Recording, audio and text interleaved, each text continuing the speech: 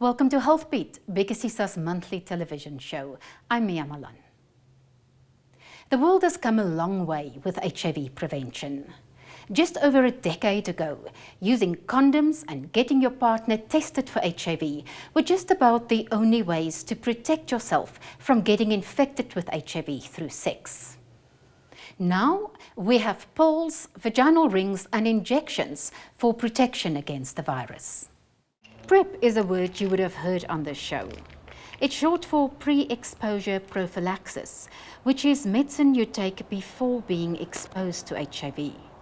The PrEP ingredients that stop HIV from entering your cells are called antiretrovirals, the same type of medication that has transformed HIV from a death sentence to a manageable condition. Later in the show, we'll be talking to the health department about the affordability of a new jab to prevent infection. But first, let's hear from young people who have used the HIV prevention pill and the vaginal ring.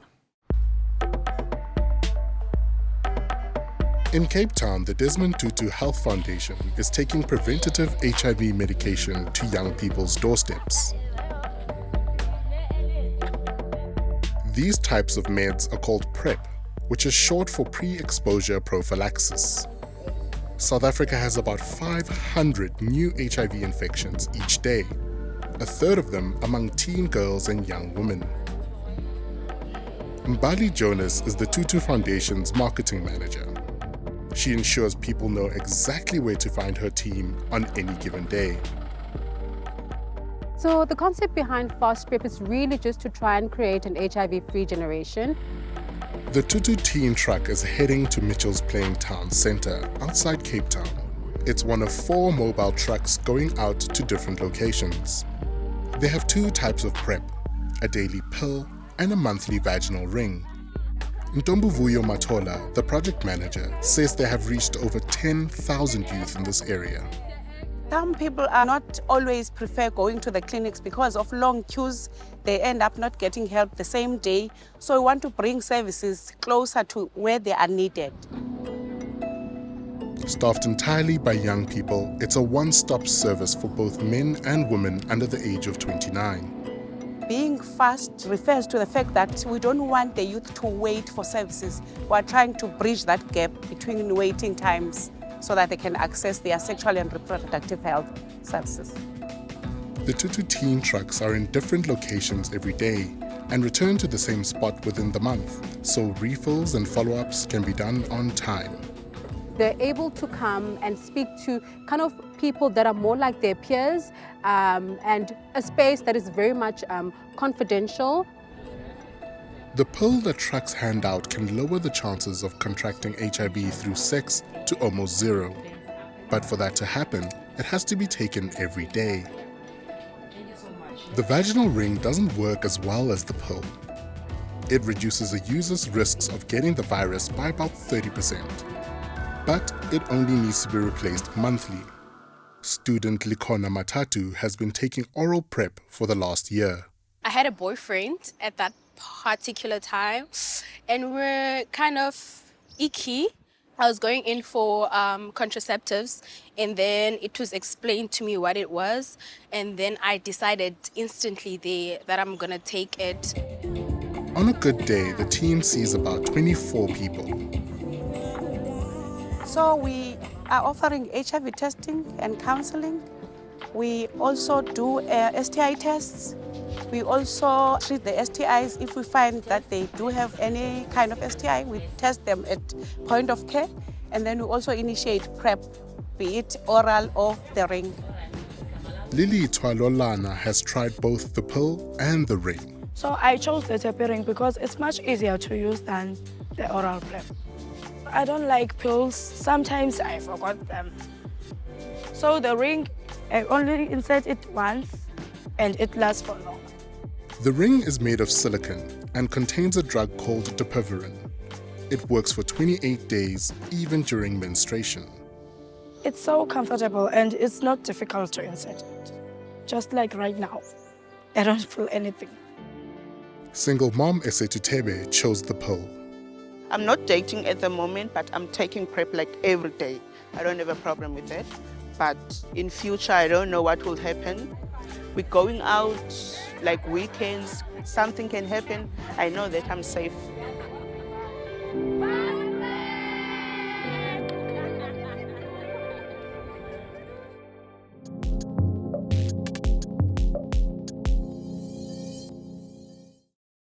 It's one thing to have HIV prevention medication available for use, but to get people to use it is an entirely different story. Joining me online to discuss this is Professor Linda-Gail Bekker of the Desmond Tutu Health Foundation at the University of Cape Town. She's also an infectious diseases specialist.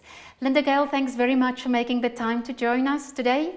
When we started to use PrEP, the oral pill, in South Africa in 2016, the uptake was pretty slow. Why was that? Hi, Mia. Always happy to chat to you. Indeed. When we started in 2016, if you recall, the strategy was to try and make it available to what was considered the riskiest populations in the country. And that sort of went down the lines of key populations, namely men who have sex with men, sex workers, those populations. And I think that had two important implications. The one was it stigmatized the prevention methodology. The second was it caused the sort of othering attitude of, well, this is for other people, not for me. Now, since then, more options have become available for HIV prevention, and we now have 3 types of medication we can use. Can you just break them down for us? So the first, as you say, the first iteration was an oral pill. It's a 2-drug, 2 antiretrovirals in 1 tablet. You swallow 1 pill a day is the concept. And you take it as a person not living with HIV as protection against HIV. The second one that came through randomized controlled trial, the vaginal ring. So the ring is made out of silicone. It is infused with an antiviral called dept. You insert it into the vagina. It can be self-inserted or inserted by a healthcare provider. And it sits very comfortably at the top of the fornix, right under the cervix. And over the next 28 to 30 days, it slowly diffuses the antiviral. So it's a brilliant concept. You have the antiviral right there where the business happened. And then the third agent is much newer. This agent is in an injection. It's an intramuscular injection, which has to go into the butt. It's quite a lot of volume, so it's got to be given by a trained professional. And that, brilliantly, only has to be done every 2 months. So every 8 weeks, you need to come in and get your next shot. Now, the health department at the moment only distributes the pill, and I know that the vaginal ring is in implementation trials at the moment. But if you look at efficacy, then the pill seems to be more effective than the ring. So an average person would ask, why would anyone then choose the ring? You're quite right, Mia. Oral PrEP is for all populations, highly effective in all populations if taken as prescribed. What's the difference between the ring and the pill is that I think, the ring is topical. It is in the vagina. Very little of it gets absorbed systemically. So there are very few side effects that are systemic. And I think it's going to come down to choice. Do I want to swallow something daily, or do I prefer to use something that is on the outside, if you like, but on the inside in terms of the vagina, but you don't have to actually take it into your system? If we look at the injection, then trials have shown that it works better than the pill, and we will be receiving some of those injections in South Africa for implementation trials early next year, and you're running one of them. How are we going to know if people will actually use it? That's exactly what these implementation studies are designed to do. The fact that the clinical trials are one thing, they tell us whether the product actually works or not. Thereafter, you've got to kind of do the real world experience. When you put it into clinics within our health system with all of its ups and downs and in-betweens, first of all, will people come? How many of them will prefer which one? And will they actually use it as prescribed? The implementation science or the pilots really lets us do the real world thing, but in a carefully monitored situation. Now, one big problem with this injection is its price. It is really, really expensive. I know that it sells around 70,000 rands for one injection in the United States, but VIV has just announced recently that it will sell it at a non-profit price between 540 and 570 rands for countries like South Africa. But that is still too expensive for our health department because it's far more than what the pill costs. So what now? First of all, we have to say, and I hear that affordability is really important, but we also have to say it's very expensive for young women and girls and young men to become infected with HIV to learn their positive status, because then we do need to provide them with antiretrovirals, and that's lifelong antiretrovirals. Plus, it's all the cost of living with the virus. So I do think it's not just how much does it cost, but how well does it work, right? How much is the price or the value of saving someone from an infection and therefore giving them a better handle on a healthy and lifelong future. Having said that, we know that the price of these commodities come down as we take things to scale, as we use them. But I do believe there is a period before we get to that point where we've got to get the product into the country and use it. And that may need donor funding. It may need our friends at PEPFAR or our friends at the Global Fund to help us to be able to get those numbers up, get people to use these products, to understand what the value add is to our country. I believe it will be a lot. I believe it will make a difference to our epidemic. Thanks, Linda-Gail Bekker, for your time and for your insights. After the break, we speak to Khadija Jamaloodien from the National Health Department to find out how much the department is prepared to pay for the HIV prevention injection.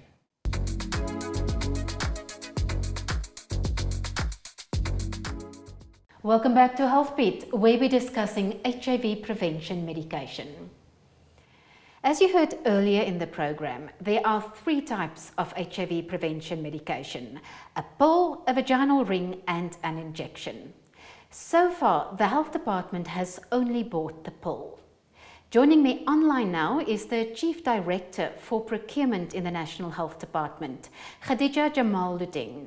Khadija, thanks very much for making the time to join us today. How much does the Health Department pay for the HIV prevention pill? Thank you, Mia, for having me. So one pack of the HIV prevention pill called TE, tenofovir intracetabine combination, is on average 64 and 81. So for a 2-month duration of treatment, it works out to about 129 rand for 2 months. Khadija, studies show that the new HIV prevention injection, which you take once every 2 months, that's called CAB-LA, works even better than the HIV prevention pill. VIV Healthcare, the company which makes the injection, has now said that its non-profit price for countries like South Africa is around 570 rands. Can the Health Department afford to pay that? That price is unaffordable for us at the moment. Obviously, the price that VIV has shared does not include the logistics price, and we are waiting for a revised price from them. Once that revised price is received, it will go back into the budget impact analysis which we've developed, which will inform whether or not that price is indeed affordable. But just on the face of it, given that it's 3 times what we would consider acceptable as part of the standard of care, it doesn't seem to be, but we would like to do the numbers properly. So what happens if VIV does not go down with the price? We know that cheaper generic versions will be available, but that's going to happen at best in 3 years from now. So what happens in the meantime if the price is too high? Do we just not get it? In the meantime, because of its affordability issues, it's unlikely to be available for widespread implementation. Will the Health Department accept donations from donors, like for instance PEPFAR? Well, we have to look at long-term sustainability of the program. Certainly, that's not something that we would refuse.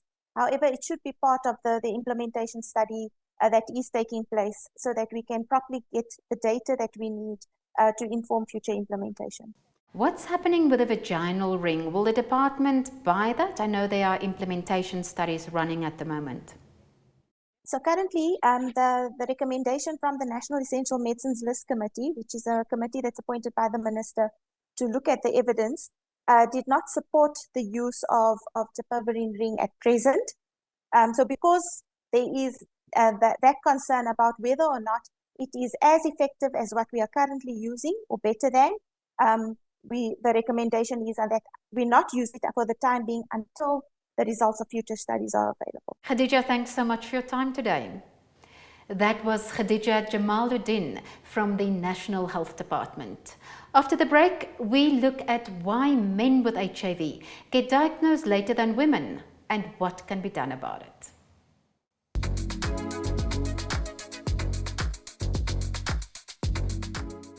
You're watching Healthbeat. We're focusing on HIV. I'm Malan. In South Africa, gone are the days of fighting for access to ARV treatment. Now, the challenge is getting people to stick to it because it has to be taken lifelong. Among the reasons given by Treasury for the recent HIV budget cut of 1 billion rands is that the number of people who take their ARVs reliably has fallen. But a much smaller proportion of men with HIV than women are on treatment. According to researchers, almost 68% of men with HIV are on ARVs, compared to about 80% of women. And many men stop their treatment within the first 6 months. As a result, more men than women die of HIV in South Africa, even though there are many more infected women. With me to discuss why men often get diagnosed with HIV later than women and why it's often a struggle to keep them on treatment is Silver Shabalala from the Mpilo Project. But first, let's find out how ARVs, the consistent use of ARVs, can be used to stop the spread of HIV through sex. Malan spoke to an HIV nurse at the Aurum Institute.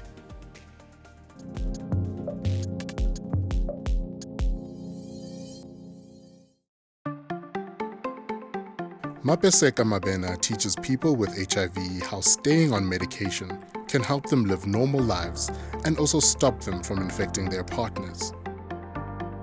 The concept is called U equals U.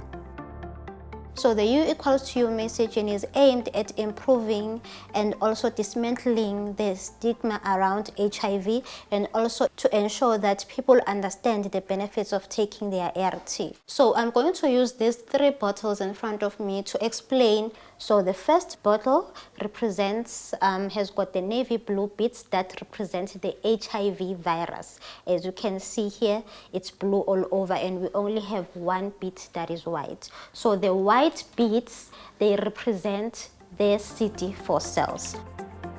CD4 cells are soldiers in the blood that fight against infection. HIV attacks and kills these cells. When one is living with HIV and not on treatment, this is how your body initially looks like. There's high levels of viral load and low levels of the CD4 cells. So for us to prevent this from happening, we put you on treatment so that your body can start to be stronger, because few weeks later, you start seeing now the virus gradually decreasing. As you can see now, the number of navy blue beads which represent the virus, they start to decrease, and now we start to see the CD4 cells. After 3 months, you will be virally suppressed by taking your ART as prescribed by the nurse clinician or the doctor. So this is the end goal. As you can see, now we only have the white beads which represent the CD4 cells, meaning you are virally suppressed, meaning also again the virus is no longer transmittable. That is why we have U equals to U, undetectable equals to untransmittable. Studies show that when there are less than 200 copies of HIV in a milliliter of blood, most lab tests can't pick it up. It also means there's too little virus in your blood to pass HIV on to others through sex. But you have to take ARVs every day to keep the virus at bay.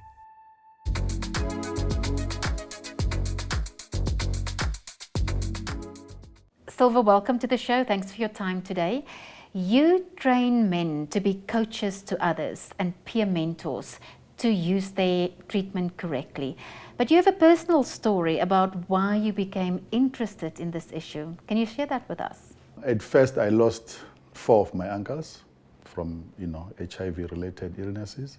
And then when one of my brothers got ill, I then decided that I needed to do something. So I took a decision to say, you know what, I'm going to be there for my brother. I'm going to try and find out more about HIV. And I did exactly that. I encouraged my brother to start his treatment, and he started his treatment. Within a few months, he was back on his feet. Silver, so you work with people like your brother who you helped every day. What are the reasons why do men stop taking their treatment or don't get onto treatment in the first place? It starts with fear.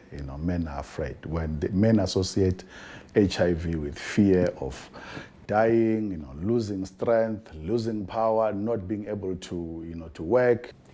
So this fear, how do you address it? You have coaches that you train at your project. How do they help men stay on treatment? So what we did was, with the pilot that we did, we looked for men that are living with HIV, who are open about it, who are living so well, and we trained them.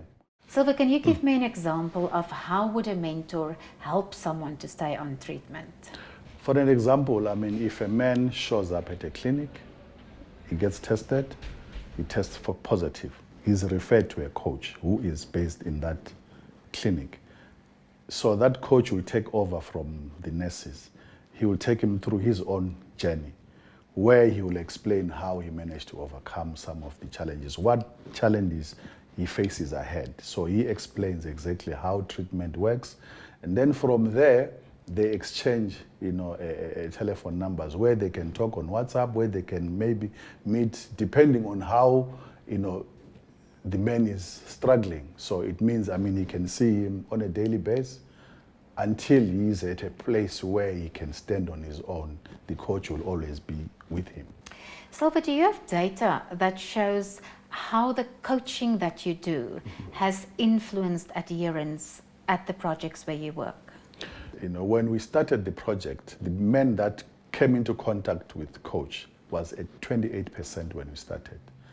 Then at the end of the 7 months that we did the pilot, it was sitting at 96%.